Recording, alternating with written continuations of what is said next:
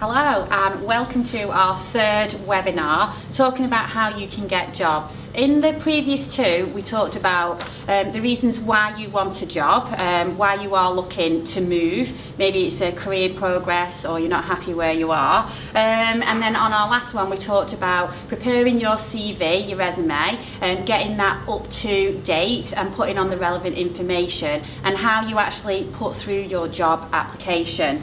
So hopefully now we've got you to a stage where you have actually got an interview. So we wanted to talk a little bit about preparing for the interview. It is a massive important part of the whole process, possibly one of the most important parts, because if you don't get this right you absolutely blow your chance. So I'm going to now introduce you to Melissa from C&M Recruitment, who is going to talk a little bit about the interview process. So, hello. Hello.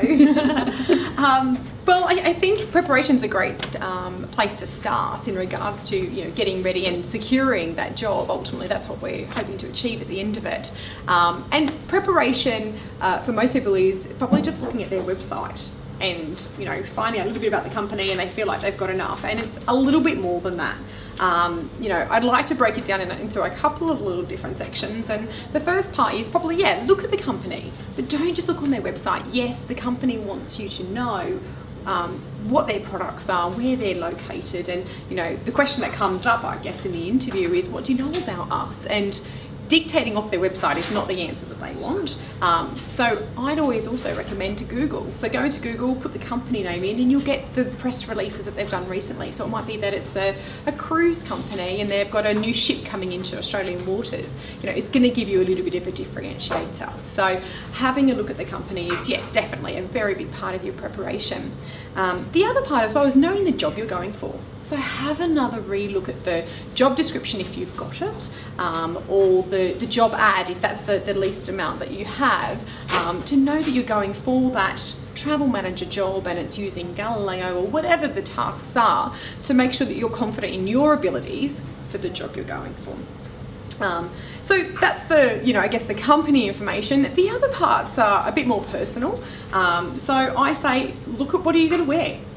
Some very simple tasks, but a lot of people get it wrong, Tracy, and I'm sure you've interviewed people over time that you think, did you have a look in the mirror before you left? And there's some very simple tips. Remember what your mum told you.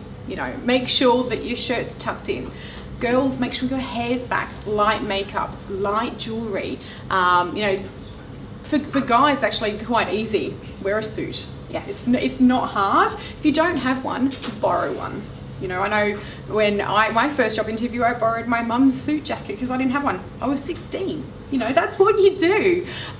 So making sure your presentation is top notch is important, because those first impressions, they really do last. So think about what you're going to wear. Don't just pop on that shirt and it's not ironed. Making sure that what you're going to wear for that interview is important.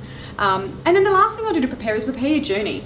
Again, sounds a little bit silly, but look at the train times, look at the bus times. Don't get the one that's going to get you 10 minutes there before.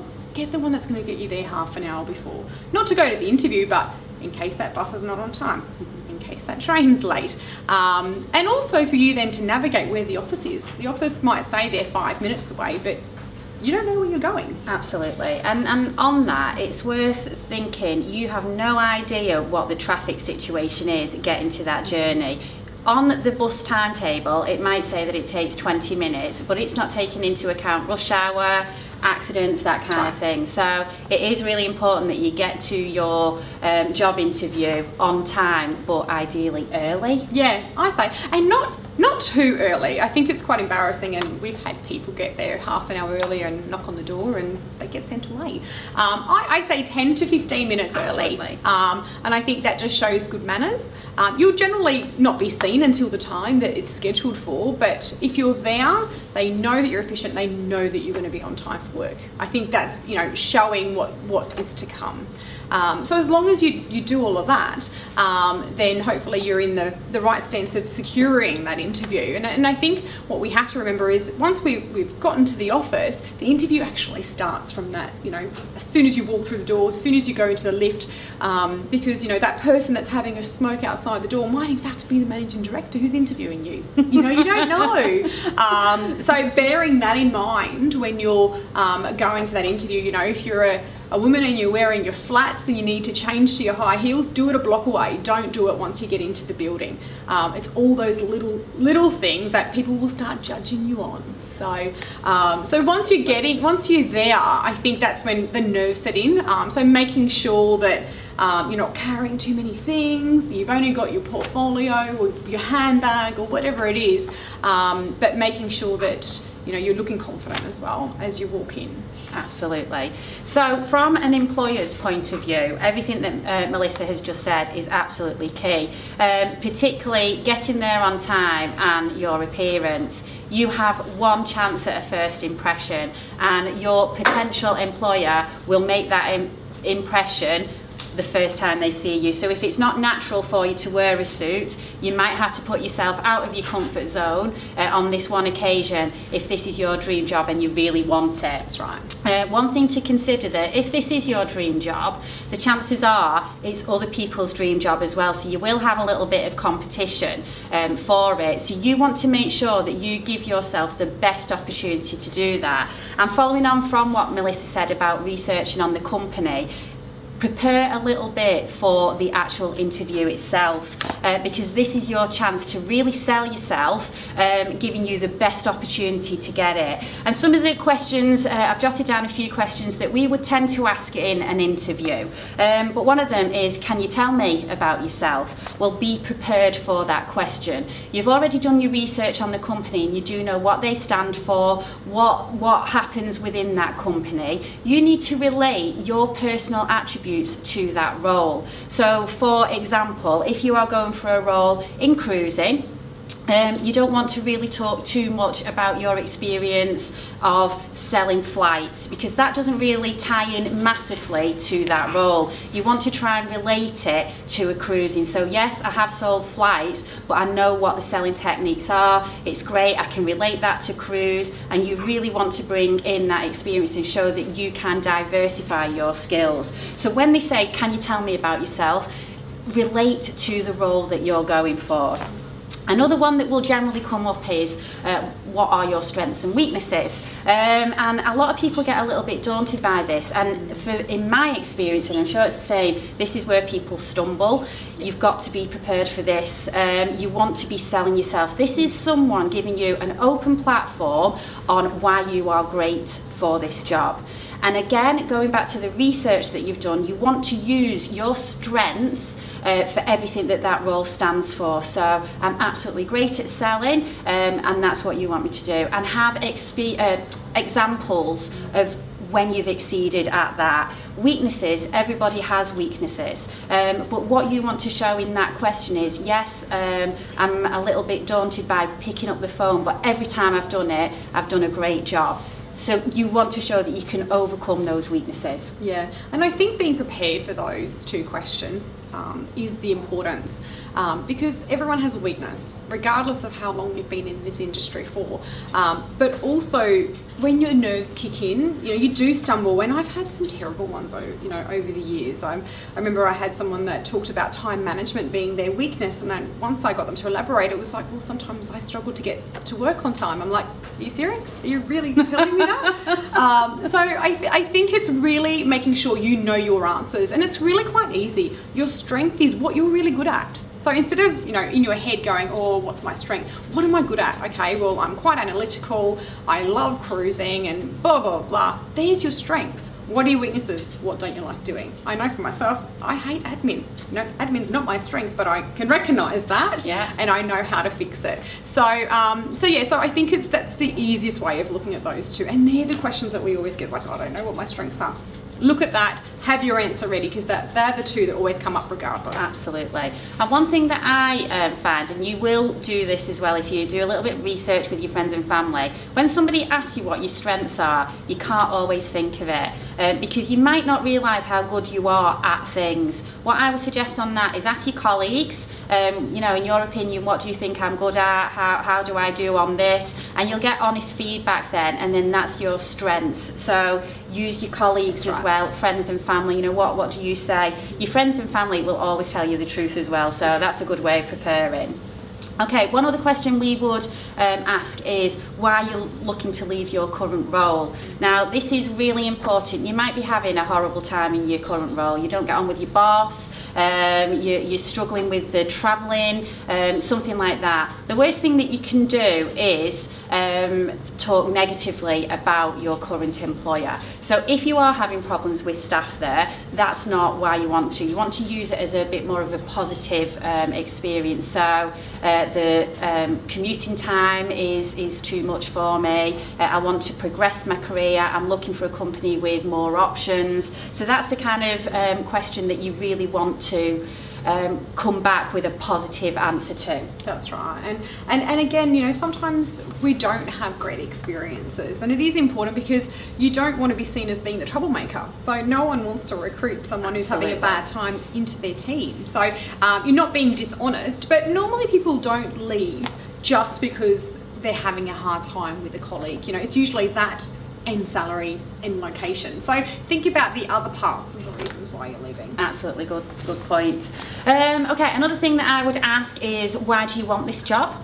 And again, this is your opportunity now to completely wow your potential employer. You need to really let them know why you want this job, and use again your research on what you've looked into for that. So I can see that you're a global company, and that really excites me. You know, that kind of thing is what they're looking to see. So why do you want to work here? This is an open invitation to impress and really get across the point on why you want to. You do need to be prepared on this one. If you, and this is where you will fall down, if you have not done your research, or you've not really looked into the job, you've just seen it, you've applied and not done an awful lot of research, it will become apparent here.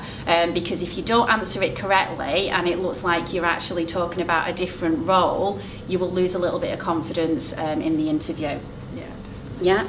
Okay, so another thing that we would ask is what you enjoy in your current role. So what do you enjoy doing? And what you want to try and do is relate what you enjoy doing in your current role with the role that you're applying for. So again, you're relating back to what you're trying to get across. Your massive task during this interview is to show that employer that you are the absolute best candidate for that role, that they cannot do better. So every time you tick one of the boxes, that gives you an extra step towards actually getting that job. That's right. Yeah. And I mean, I think, Tracy, we've talked about questions that come up, and I think also what you need to make sure is that you're engaging in that interview and you're not seeming too stiff. And Absolutely. I mean, this manager wants you to work for them. So I think building that rapport is important. However, nerves do kick in. You don't want to be waffling. You don't want to be giggling. You know, you want to try and keep it as professional as possible. However, trying to build that rapport through your answering as well. Absolutely, yeah.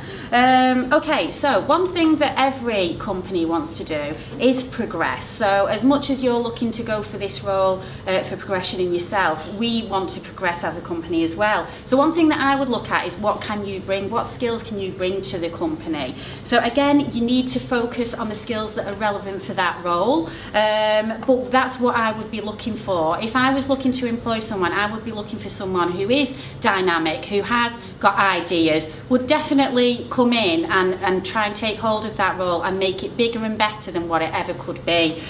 So be prepared for that as well. So what skills can you bring to this role? Again, brag about your what you can do. You really want to get across that message that you are excited by this, you really want to take it further, and I think most employers are impressed by someone wanting to get on, wanting to progress, wanting to take the role to the next level. So be prepared for that question as well. Definitely. And I mean, a lot of hiring managers in travel these days say attitude is a big part of the decision. And I had actually a company last week say, you know, 51% of this job is attitude. So if you can get that over the line, we can have a look at all the other technical skills.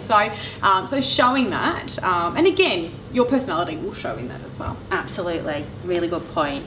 Okay, so the final thing that will always come up in every interview, and this is probably one that you do get a little bit stuck on, is what is your current salary? Now, the advice that you will get from most of your friends and family and colleagues is to inflate your salary, which is absolutely fine.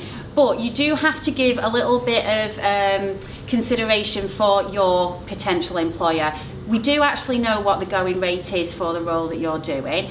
So if you inflate it unreasonably, we're going to know. We are going to know. So don't add on an extra 20,000 thinking that we're going to match that or beat it. We will know what we want to pay for the role. You will have an idea on what is being offered for that role. So you need to be realistic on that. Again, we will know if you've inflated massively, and that will be a little bit of a reflection on yourself as well. So if you're trying to be smart in giving a false salary, it might actually backfire on you. By all means, inflate by a couple of thousand, but try and be as realistic as you can. If you can, be honest about your salary. You will, if the employer wants you, you will get an increase in salary on what you want, because we will be willing to pay for that. But if you're trying to pull a fast one, it won't always work, and it might actually lose you the position. Well, yeah, I mean, it shows a not nice trait of being greedy. You know, no one wants a greedy person in their team. I sometimes suggest people to say, you know what, I'm open to opportunities. This hiring manager is going to know what you're on. They know that you're not going to leave your current job for the same amount of money. So you know what, if you really want that job, let's start talking about it. Get the offer on the table first, and then talk about it. Absolutely. You know, and I think that shows that you want the opportunity and you're not just chasing dollars. Yes, we all have mortgages, we all have bills to pay, but I think ultimately you need to look at why you're leaving, and is it the money? If it is the money, okay, then fine, get it out there. But get the offer on the table first before you start asking for anything, I think. Absolutely, I agree completely. So hopefully that's given you a little bit of an insight on your preparation. It is extremely important. It could potentially be the best half hour spent in Googling the company that you're going to see, visiting the website and finding out more about them. As Melissa said, and I think it's an absolutely key tip, don't just look at the website, do Google, because you will see press releases. You'll see press releases from different people within the organisation, and that is what will get you across the line compared to the other people going for the job. That's right. And I mean, sometimes this little information seems corny. You kind of think, oh my God, am I going above the line here? But that's what's going to make you stand out. You know, it's very competitive out there at the moment. Good people are getting good jobs. If you're not impressing at the interview stage, you'll be dismissed. So I think it's important to, you know, do your best. You get one shot at it. So, you know, that person has to make that judgment call in 45 minutes is the average time in an interview now.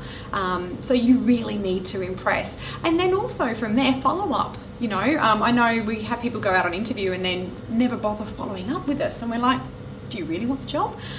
You know, I'm super impressed when I interview someone and then that afternoon I get an email going, thanks very much for your time, really keen to hear about it. And I'm like, oh, okay. They're interested, more than someone that never bothers calling me. Absolutely. So I think that's important as well. And the normal time, I think, for follow-up to get feedback from an interview would probably be a couple of days. So be expectant of that. But if you go ahead and make that effort, it will be noticed. Excellent. Well, we hope that this is being beneficial. If you do have any questions, please do feel free to contact either myself or Melissa. Our details are here, and we would be more than happy to give you more hints and tips, and maybe just talk through something with you if you do have a little bit of clarification that you need. So please look out for our next webinar that will be coming in the next few weeks. But thank you for your time. Thank you. Thanks, Tracy.